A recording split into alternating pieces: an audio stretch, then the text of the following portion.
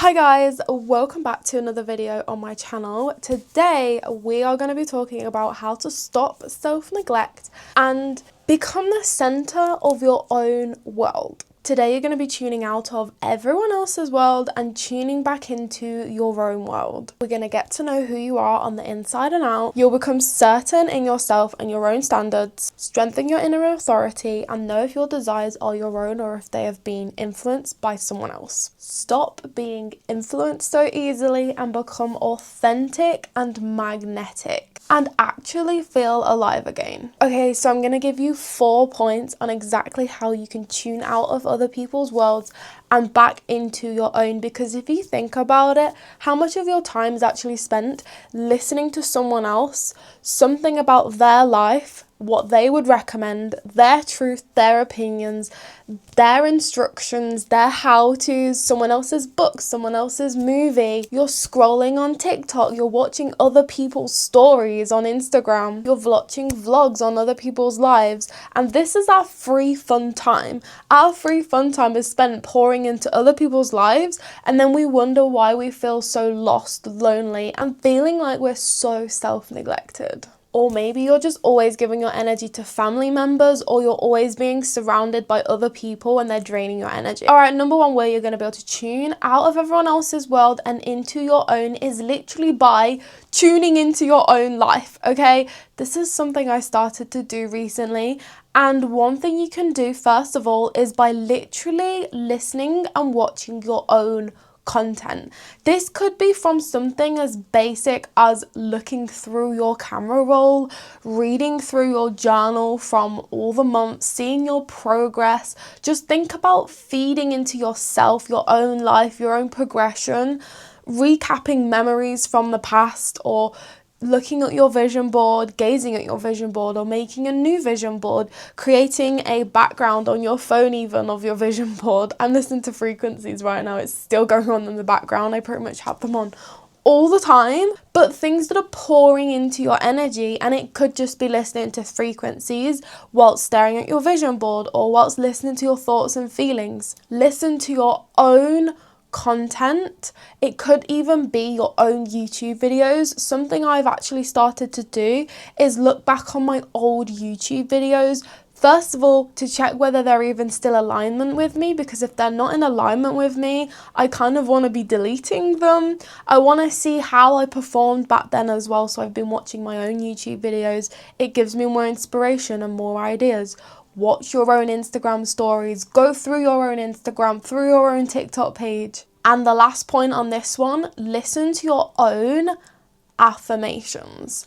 When you listen to your own voice, it doesn't really feel like you're as much lying to yourself because you're not listening to someone else's voice. Your brain recognizes your voice, and your subconscious is actually way more susceptible to your own voice. Since you are saying, I am, or how am I this, you are literally speaking to yourself. This is a great way to reprogram your mind, because when you're listening to your own affirmations at nighttime and in the morning, it's comfortable, it's safe, and it's familiar.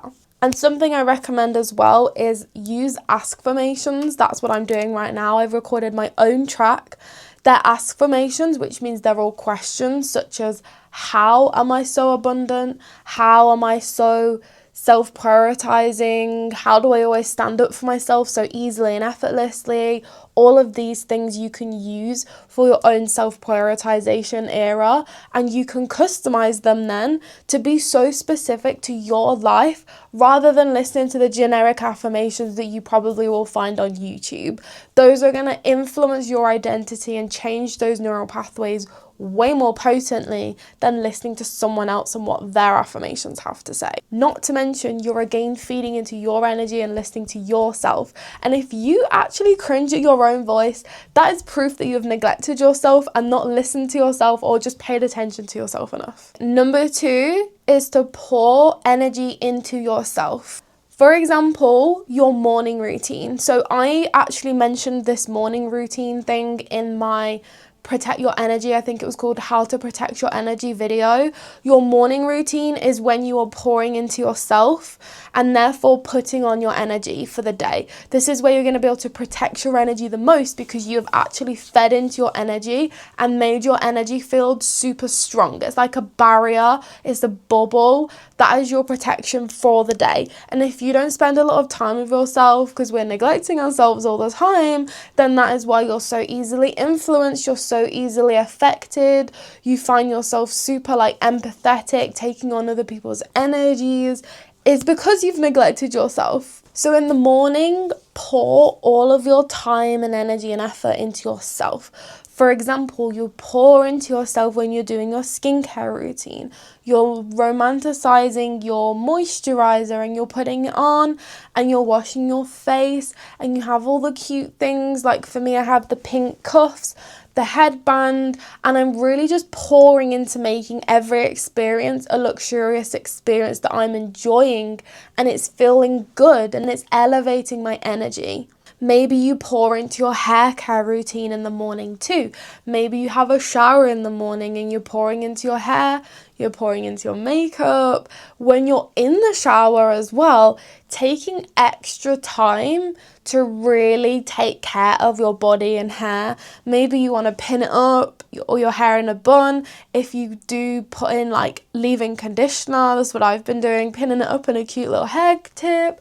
Then you can also go throughout your body, use a body mask, body scrub, really fluff up that loofah. This is an amazing way to pour into yourself, to pour into your energy, to give yourself the time of day, because then when you visit the world afterwards, you're like, I am the shit. Like, this is how I treat myself. And if you don't meet the same expectations that I have for me, the same prioritizations, if you don't treat me the way that I treat myself this good, then you're not benefiting my life. This is how you will be able to cut out people of your life so easily when you start prioritizing yourself, because when you heighten your standards, other people will fall away or they will just become unbearable to you, and then you will have the guts to just be like, goodbye. Pay attention to your external looks, not from a place of vanity, but from a place of love. When you appear to the world and you feel good, you will perform good.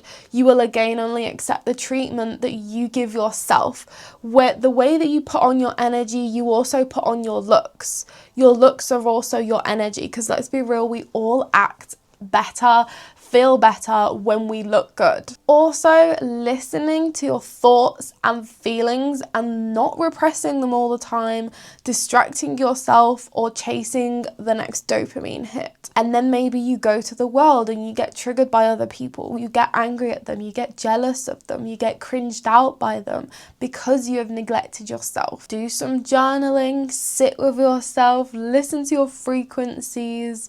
Just stare at a wall if you really have to and listen to some music, but don't pay attention to the world, pay attention to yourself.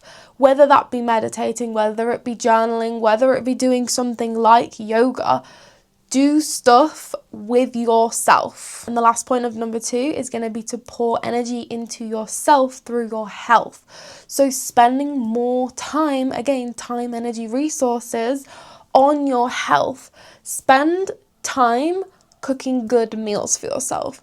Do it slowly, romanticize it. Maybe you get good utensils. Maybe you learn how to bake your healthy meals. Maybe you get creative and you make cupcakes and you have the icing on, or you create meals with your favorite vegetables and you start pairing it with the healthy fats and the healthy carbs and the healthy protein.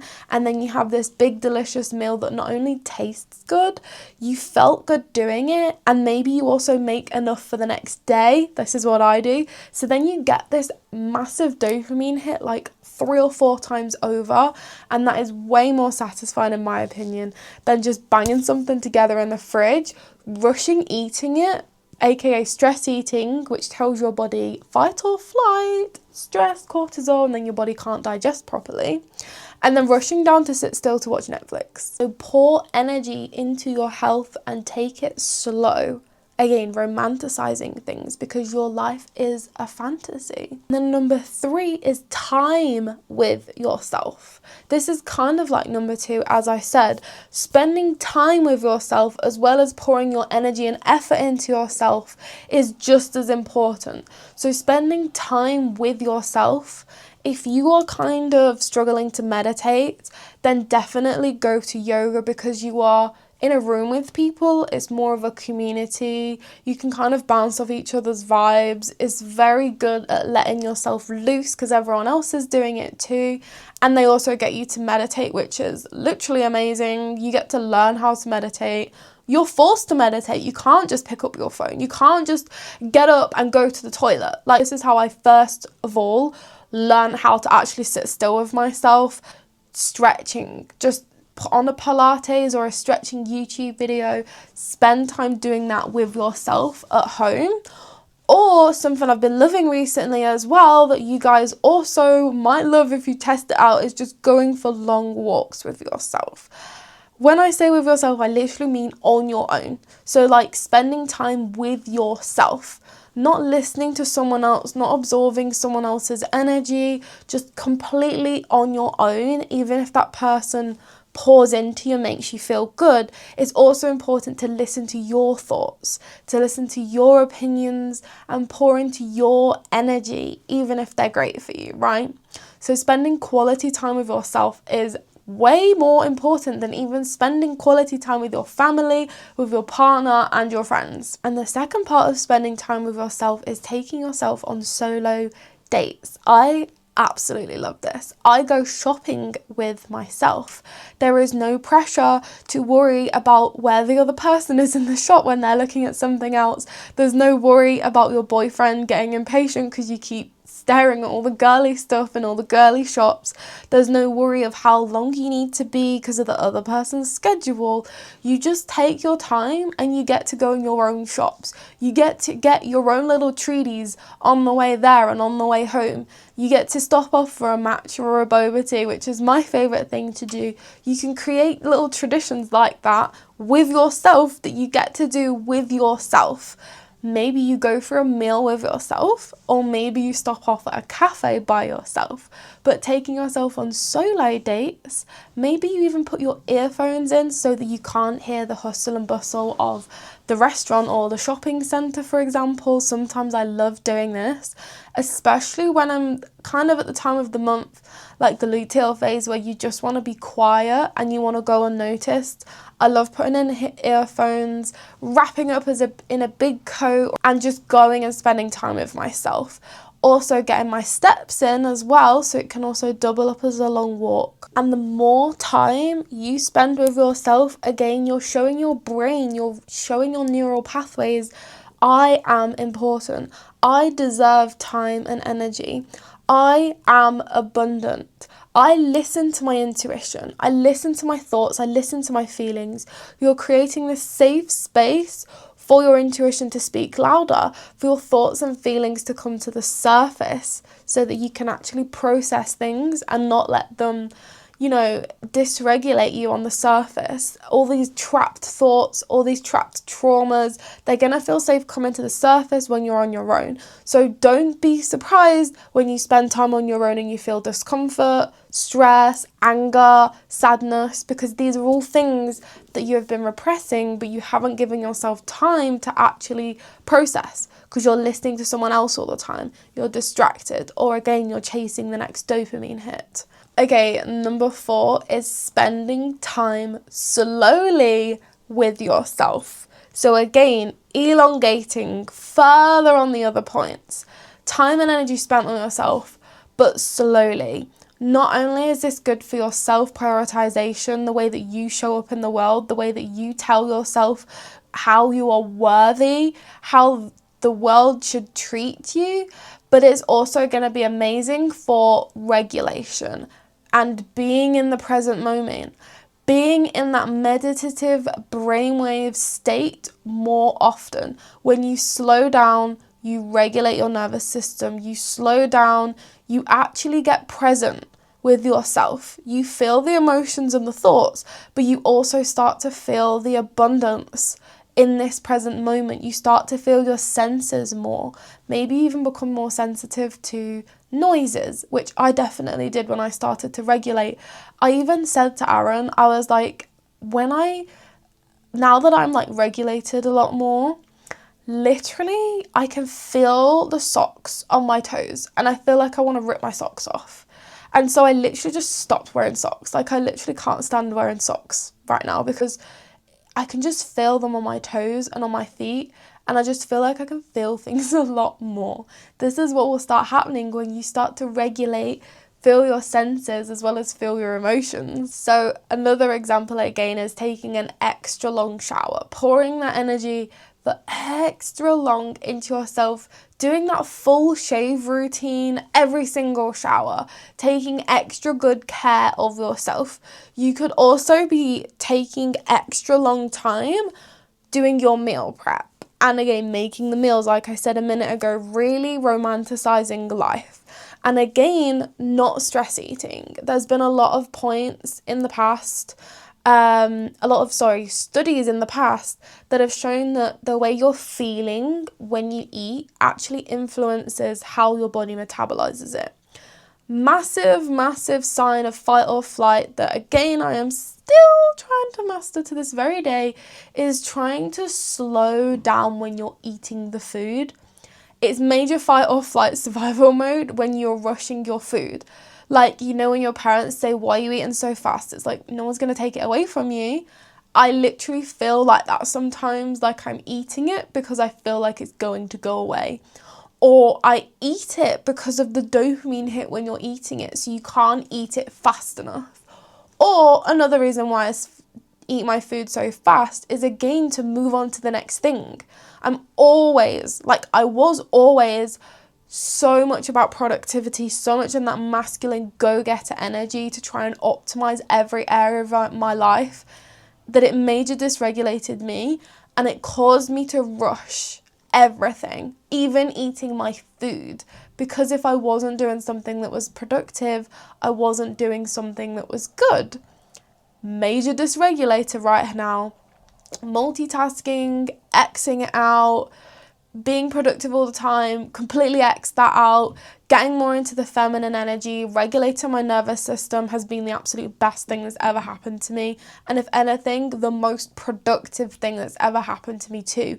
I get way more better done now, way better priorities, higher standards, and I'm no longer neglecting myself. So slow down making your meals to regulate yourself, romanticize your life, and slow down the way that you eat your food, because the way you eat your food influences how your body metabolizes that food.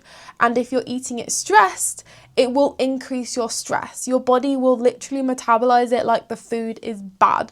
So feel relaxed, feel good, feel abundant. Taste the food, how nicely it is. Close your eyes and enjoy that food. Take long baths, turn the light off. Put some candles, put some relaxing piano music on if you really want to. This is what I did last time I went in the bath. Time with yourself, and then when you get in the bath, I swear every time, I said this in another video too, I always bring my phone with me in the bath. Because obviously, if I do actually need to do something, then that's fine. I'm not going to criticize that. But I never actually end up using it other than to play my music, for example, or to text my mum something. I never actually end up using the phone because I actually get so indulged in the present moment of feeling the water, smelling the candle, smelling the bubble bath, that I actually just love floating there like as if I'm about to fall asleep. This is what happens when you take things slow and you start spending time with yourself and you're like, wow, I'm actually a great person and this actually feels really good.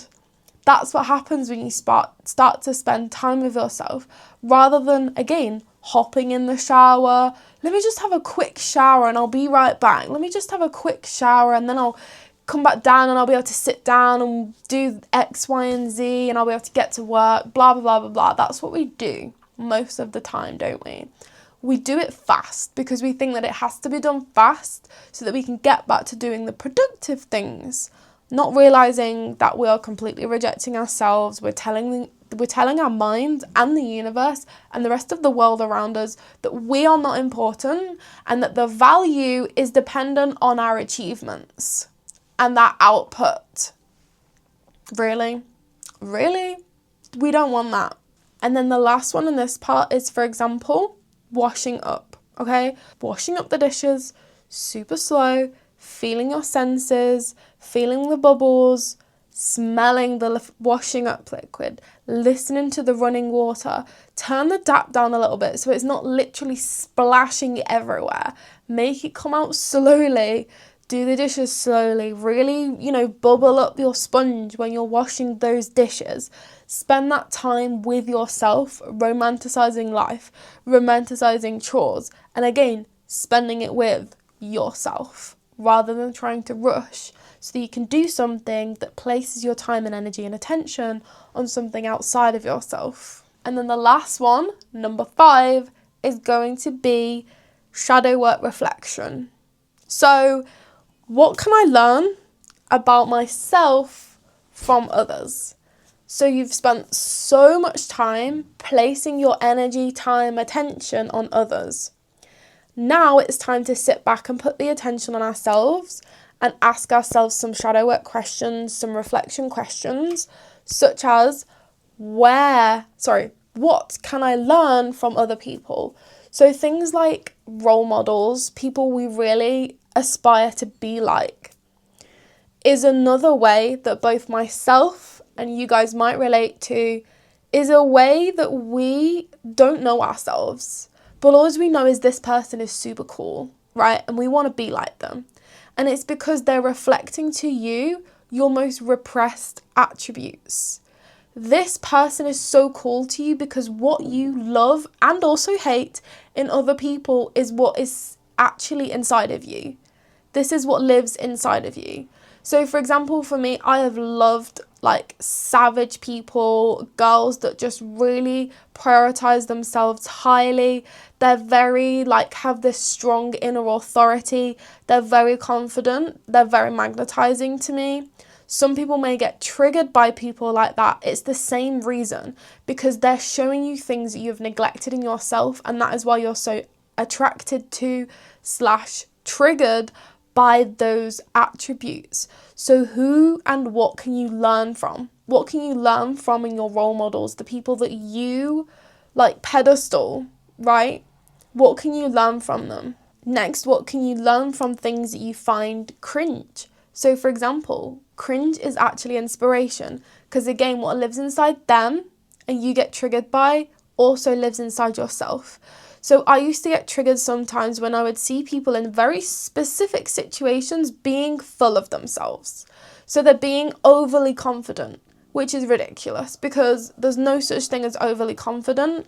Everyone should love themselves. And if they are openly loving themselves, who the hell are we to then push them down? The only way we are wanting to push them down because we don't love ourselves enough, because we're being revealed by other people the neglect that we have given ourselves, the neglect that we have in ourselves. That's the only reason why we're being triggered, by why we're being cringed by them, because we can't imagine ourselves in that situation. So we're like, oh my God, cringe. I can't imagine that. That would be awful. But the only reason why you think is awful is because you wouldn't have the confidence to do what they are doing. And now also, what makes you triggered in other people? What makes you super angry? Who do they think they are? How do they think they can say that? How do they think they can actually give their opinion like that online? Who do they think they are to talk about themselves like that? It actually makes me mad. If you get like that at any point, again, take it to your advantage, learn from it. What is this revealing about me, about my self-neglect? What opinions have I neglected in myself that now means that I'm being triggered when someone else reflects that opinion in that way? And now finally, a journal prompt for you to reflect on, because this is the last point of today, of the shadow work section, is what feelings have I been avoiding because they're uncomfortable? What feelings have I been avoiding because they're uncomfortable? this will wrap up the whole entire video for today. Essentially, what parts of you have you been neglecting because it's uncomfortable to see those parts? Because it's comfy to stay safe, to stay blissfully unaware. So therefore, what feelings have I been avoiding because they're uncomfortable? What parts of me have I been avoiding because they're uncomfortable? So start taking away the shadow work reflection questions, reflect on it yourself, prioritize yourself, spend more time, energy and effort with yourself, start slowing down, feeling your senses, feeling the present moment, show your body, show the world, show your mind, show the universe that you are a priority by placing your attention on you and pulling it off everyone damn else in this world. Pour your energy into yourself first thing in the morning. Do what you need to do throughout the day. And then at the end of the day, once you've done all of those things and you've really, poured in your certainty, poured in your inner authority, poured in your magnetism, then you can go and talk to everyone else. Then you can go and watch everyone else's vlogs, Instagram stories, YouTube instructions and how-tos, because then you're going to be less influenced by them, less affected by them, less triggered by them, because you've given yourself the time of day. So other than that, I hope you loved this video. Comment down below if you have any questions, and I'll see you in the next one. Bye guys!